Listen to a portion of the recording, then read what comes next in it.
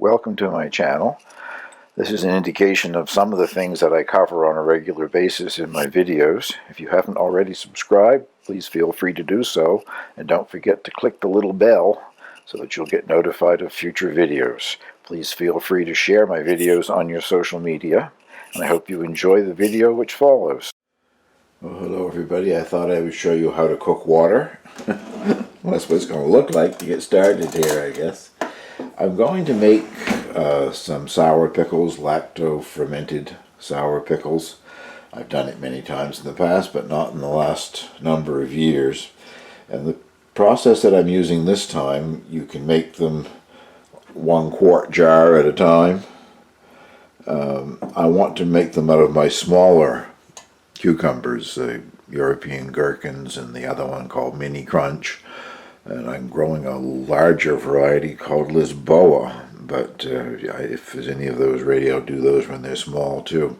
Right now, the only cucumbers that are ready to pick are the plants that are in the hoop house. The ones out in the cage in the garden are all in bloom and have tiny cucumbers on them, so they're coming on quickly. But I want to have some of the lacto fermented pickles, and I want to use whole small pickles this year. So first thing you do is you cook the water. This stock pot has got 8 cups. That's 2 quarts. 2 liters would be fine as well if just tap water. It does stipulate dechlorinated water, so you know, if you have city water, you have to let it set for a day or two to remove the chlorine, or buy yourself some spring water to use. The chlorine will kill the lacto bacteria, and you won't get anything but rotten pickles. This is a 1/4 cup of, I'm using sea salt. You can use kosher salt as well, just as long as it's a salt that doesn't have any iodine added to it, is what they're getting at. Iodized salt will give you brown pickles. So this goes on the boil. As soon as it's boiled and all the salt has dissolved, you just shut it off and let it cool back down completely to room temperature. This way it kills any nasty bacteria that might be there. I don't think there's any. It's my tap water, and I seem to be in good health. So we'll move on to the next process once I get this boiled and cooled. Well, I've been out to the hoop house and picked my cucumbers. I have at least 2 of the 3 varieties there. Maybe I have all 3, I don't know. But you can see these ones are very, well, spiny, whatever, but when you just rub them like that under water, the sharper parts comes away and you're left with this sort of a pebbly surface. And then this variety is as smooth as a cucumber. No spines on that at all. That might be the one they call Mini Crunch. I'm not sure. I think these are probably gherkins. So do I have a Lisboa there yet or not? I'm not sure. I'll put a link to the recipe down below, as I always do. And this recipe, what I like about it is it's very general. It gives you a list of things that you can add or not add according to your own taste. Suggest a jalapeno pepper if they're not too hot. It said, well, you should probably know from watching my videos I like a little heat. If you watched one of my videos recently, I showed a close-up of this particular pepper plant and said it was a jalapeno. Well, it isn't. I have 2 jalapeno plants and they're just starting to bloom now. This is a thing called Time Bomb. It's another hot chili. I don't know how hot it is. I haven't grown it before. I grew one years ago called Cherry Bomb or something like that. Anyway, they were rounder, and this one sort of has a pointy end to it. But I plan to slice it into rings and eliminate the seeds in case it is terribly hot, and add that along with some of my fresh garlic that I just pulled the other day. One head of garlic so far is all I've pulled, but I'll add that and maybe a few peppercorns. I do quite often add dill, but right now my dill is in flower. It hasn't gone to seeds yet, and what you want is seed heads to add.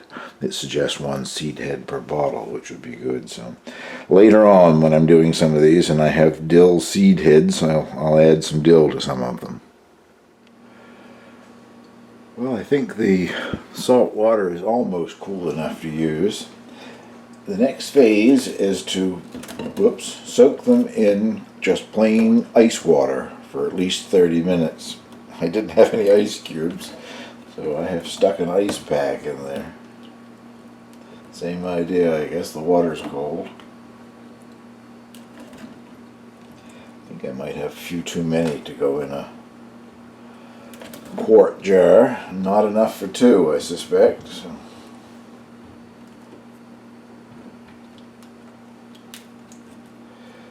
I'll let them sit in the ice cold water for an hour, half hour or so. Well, it's been more than a half hour, so I think it's had enough of the ice cold water. They don't mention anything in the particular recipe that I'm going to put at the bottom of this about putting in grape leaves, but I put some grape leaves in mine. It's supposed to help keep them crunchy. Whether that actually does or not, I don't know. I've always added a few grape leaves anyway. Those particular ones are off of a wild grapevine that I have here, growing in many different locations. Excellent bird food. A few peppercorns, and 1 clove of garlic, my own garlic, fresh, quite young, only pulled out of the garden a day or two ago. Just dice that up. Now, in the instructions, they say to take both ends off the cucumber. Well, I don't do that. I cut about that much off of the blossom end, the growing end. Supposedly there is an enzyme in there that prevents the cucumber from staying crunchy. So I like to leave the little stem end on. Don't think there's anything negative about doing that. I think it's attractive when you take them out of the brine. I'll put my larger ones down in the bottle, and you really jam them in. As they pickle, they shrink. So that's probably about as many as I'm going to get down, standing down in there. Now I'll select some shorter ones to go across the top here. Knocking things over with my elbow.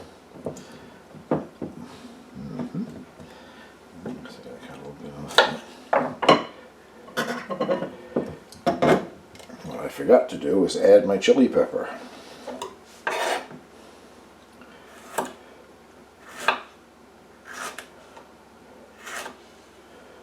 Getting down into the seeds there.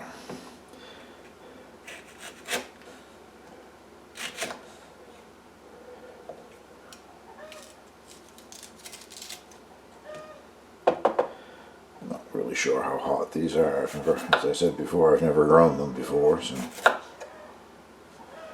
we'll put one in and see what it's like when it finishes fermenting anyway. Take those two back out and put my chili pepper rings down in there.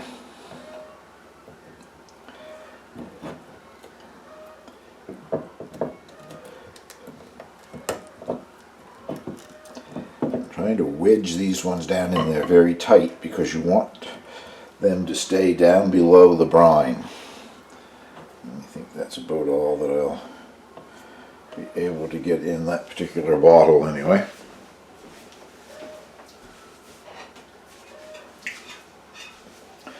And the brine has cooled completely.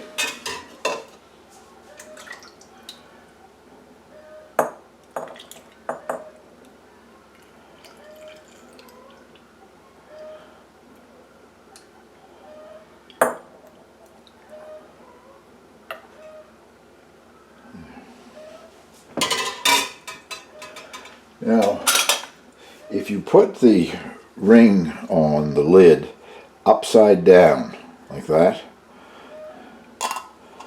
and these lids don't actually fit this jar, but anyway, put it on upside down so that the rubber part is showing upward. That makes it, yeah, I've got to find a bigger lid. I don't know if that's going to make it at all. I'll show you when I finally get this put together. But what it does, it makes it easier for the gases to escape. If you put it on with the rubber side down, it will seal, even though you put it on loosely. I've never had one explode, but if you take the lid off all of a sudden, it's just like opening a bottle of champagne or something. It's just foams and stuff comes out of it because it's all the gases that have been trapped down in there during the fermentation. I'll get a lid on it and I'll show you what it looks like here in a second. There. And that's just, it's loose. That way the gases will come out. Now this gets put in a, well, a dark place is preferable, but at room temperature somewhere inside of a bowl, just in case it should expel some of the liquid. So I just put it in a cupboard sitting in a cereal bowl or something. I don't think I have enough there to do another batch, but I'll get out one of my other quart jars and make sure.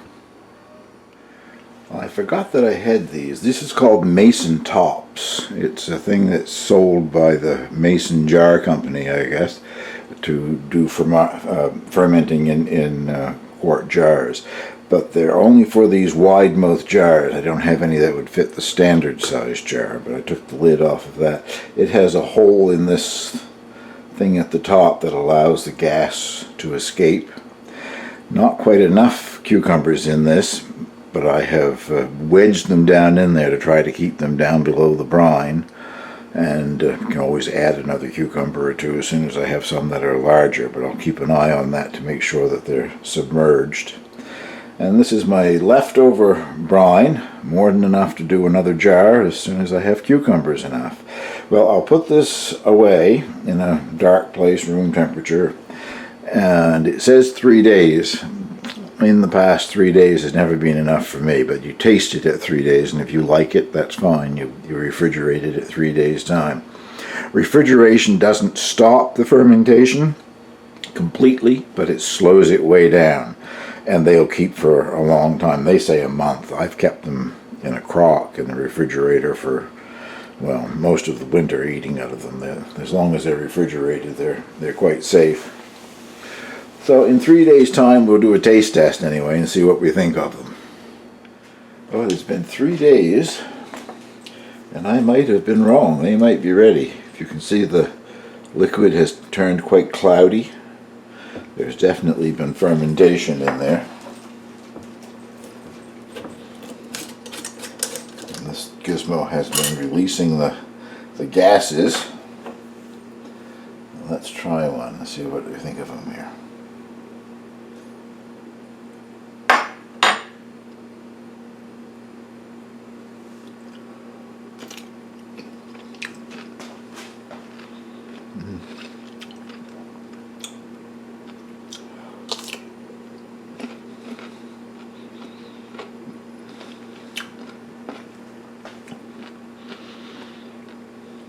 It's nice, but it's not sour yet at all.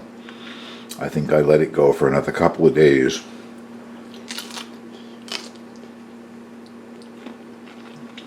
And try it again. It's quite fresh. There is some heat in the pickle from this little slice of hot pepper, so I'm going to be brave and try that.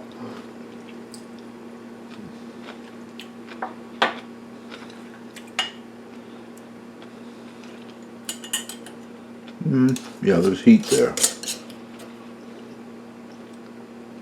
Not too bad, but there's some heat there.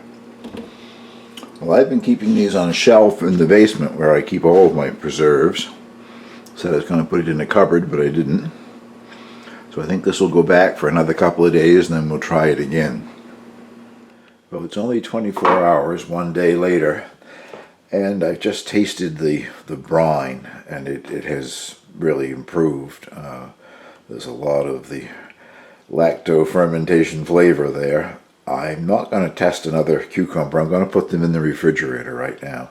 That will slow down the fermentation, but the cucumbers sitting in there will continue to soak in the flavor and become more sour as time goes on. I just don't want the fermentation to get any stronger. It's a little cloudy there now, and if I remember correctly, it's probably like yeast cells forming, and you end up getting quite a sludge on the bottom if you let them ferment too long. But I think I'll call that a success. Put them in the refrigerator, in a week or so they should be well flavored.